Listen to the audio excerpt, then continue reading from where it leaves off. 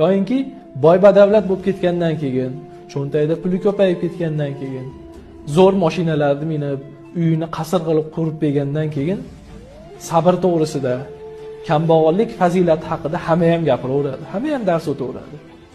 Chunki uni qalbi xotirjam, puli bor, qarzi yo'q, muammosi yo'q. Xotirjamchilikdan, sabrdan, bu qora kunlarga sabr qilishlikni hamma boy badavlat odam ham gapiraveradi. Haqiqiy mardlik nima desa, o'sha sabrdir. O'sha qanoatli bo'lishdi.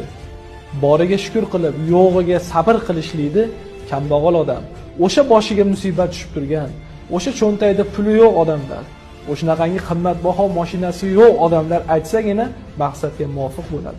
Ana o'shanda haqiqiy qolipga urgan bo'ladi. Chunki qorni to'q odam qorni och odamga bemalol aql o'rgatadi, sabr qilgin. Bir kun emas bir kun sen ham taom yeysan, qorning to'yadi.